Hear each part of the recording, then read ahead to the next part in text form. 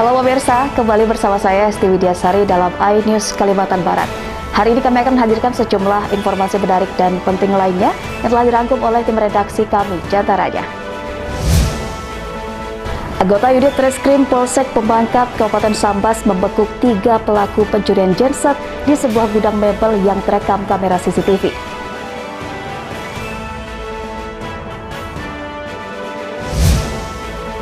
Banjir kembali melanda Kabupaten Sintang. Sebanyak 12 kecamatan dari 14 kecamatan terendam banjir.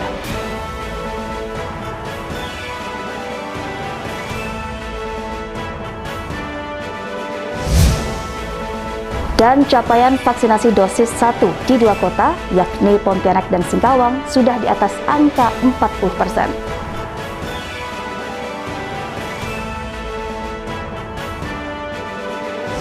Pemirsa, itulah tadi 3 cuplikan dari sejumlah berita yang akan kami sajikan untuk Anda dalam iNews Kalimantan Barat.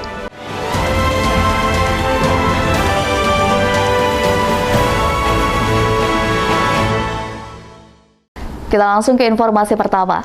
Pemirsa, anggota unit Reskrim Polsek Pemangkat Kabupaten Sambas membekuk 3 pelaku pencurian genset di sebuah gudang mebel. Ketiga pelaku ditangkap berdasarkan hasil penyelidikan polisi melalui rekaman kamera pengawas atau CCTV.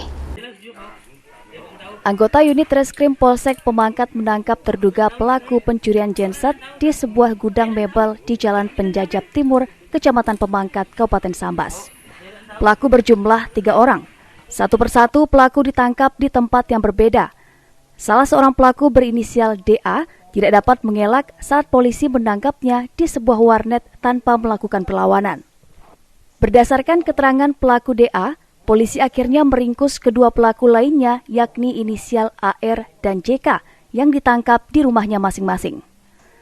Aksi ketiga pelaku terekam kamera pengawas CCTV di dalam gudang, lantaran ketiganya terlihat membawa 1 unit genset. Di mana dari ketiga pelaku diketahui salah satunya merupakan residivis yang baru keluar dari lapas 2 bulan lalu.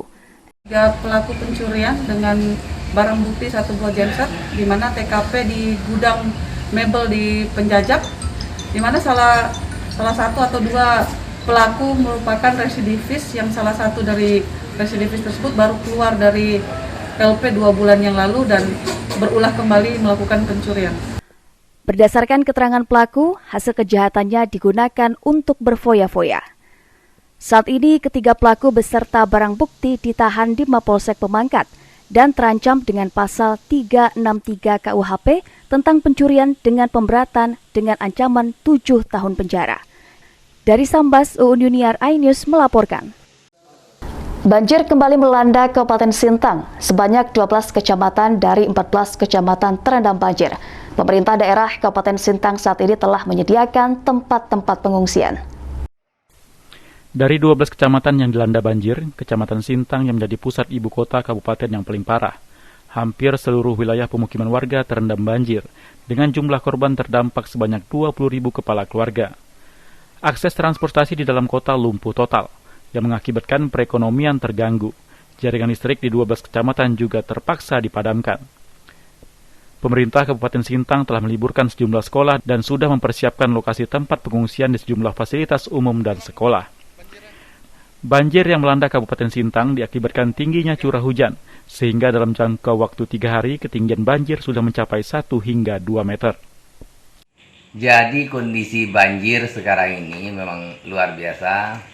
Intensitas hujan minggu lalu berturut-turut selama 3 hari mengantarkan banjir dalam tempo 4 hari itu mampu mencapai kurang lebih 1,5 meter. Nah, sehingga kami yang berada di Kelurahan Ladang, khususnya di RT 1, RT 2 ini memang seperti tidak menduga luapan air tumpahan dari Kecamatan Ambalau, Serawai sampai saat ini masih menggenangi dan intensitasnya luar biasa.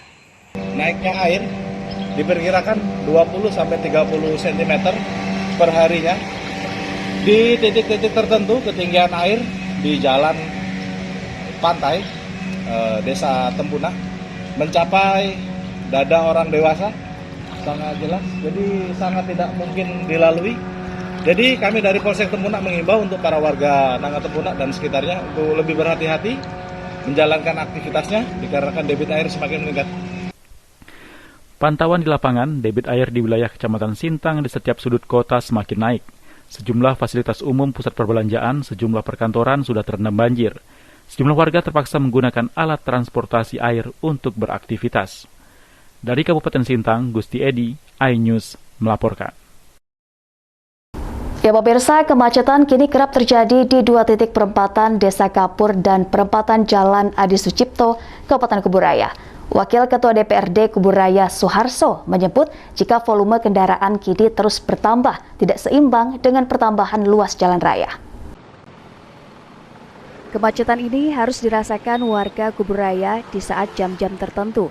Pengendara sepeda motor tak jarang harus berebut dengan kendaraan besar yang membawa muatan. Kemacetan yang kerap terjadi ini pun ditanggapi oleh Wakil Ketua DPRD Kuburaya Suharso yang mengatakan kemacetan ini adalah penyakit yang pasti terjadi sehingga tidak bisa dianggap remeh mengingat banyak dampak negatif dari kemacetan. Adanya petugas yang selalu siaga mengatur jalan cukup efektif mengurai kemacetan, namun hal ini tidak bisa permanen. Suharso berpendapat jika alternatif penyeberangan lain dirasa perlu untuk ditambah guna membagi volume kendaraan. Nah, Kuburaya ke depan memang juga harus memikirkan satu lagi tol. Tapi arahnya jangan dekat-dekat ke sini, agak jauh. Di sana apakah di Kumpai, apakah di mana. Karena kalau berdekatan itu kan tidak mengurai kemacetan. Makin lama macet ya Mas? Iya. Sumbernya satu, yang di ini kan cuma nanti buat nyebrangnya. Tapi kalau kita jalannya lain, kita buka ruas, ya agak jauh ya konsekuensinya begitu. Tapi insya Allah mengurai kemacetan. Itu jangka panjangnya. Suharso menilai adanya jembatan baru tentu akan memudahkan masyarakat yang akan melintas. Dari Kabupaten Kuburaya, Faisal Abu Bakar, iNews melaporkan. Guna mengurai kemacetan yang kerap melanda di simpang Desa Kapur dan lampu pengatur lalu lintas di Jalan Adi Sucipto, Dinas Perhubungan Kabupaten Kuburaya akan memberlakukan jam operasional terhadap kendaraan besar yang kerap melintas. Kemacetan kini mulai merambah Kabupaten Kuburaya, salah satunya wilayah yang terdekat dengan kota Pontianak. Banyaknya sentra pergudangan di kawasan Jalan Trans Kalimantan dan Mayor Alianyan, tak ayal membuat kendaraan besar bebas berlalu lalang di setiap saat. Alhasil kemacetan di simpang Desa Kapur dan persimpangan lampu lalu lintas di Jalan Adi Sucipto tak terelakkan. Kemacetan ini diakui oleh Kepala Dinas Perhubungan Kabupaten Kuburaya, Odang Prasetyo. Ia menjelaskan jika Dishub dan pihak terkait kerap melakukan rapat koordinasi guna mencari penyelesaian kemacetan. Untuk itu Dishub Kabupaten Kuburaya akan memberlakukan pengaturan jam operasional untuk kendaraan roda 6 atau lebih yang melewati jembatan Kapuas 2. Kami sudah rapat kembali dalam rangka upaya untuk penerapan Peraturan Bupati nomor 50 tahun 2019 terkait dengan pengaturan jam operasional.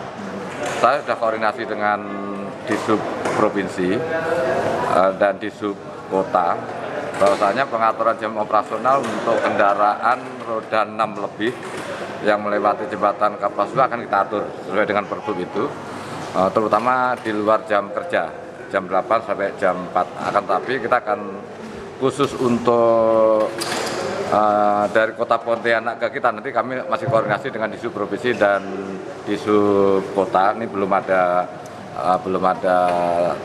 secara detail, tapi dalam waktu dekat dalam rangka untuk mengurangi, kita akan cegat terutama kendaraan roda 6 yang memasuki kota Kuburaya dari luar kota. Dalam rangka melakukan pengaturan jam operasional, Dishub Kabupaten Kuburaya akan mensosialisasikan kepada pemilik kendaraan. Selain itu, jam operasional kendaraan besar juga masuk dalam Peraturan Bupati nomor 50 tahun 2019. Dari Kuburaya, Faisal Abu Bakar, iNews melaporkan. Selama pandemi, perekonomian di Kuburaya stabil. Informasinya akan hadir sesaat lagi, tetaplah bersama kami.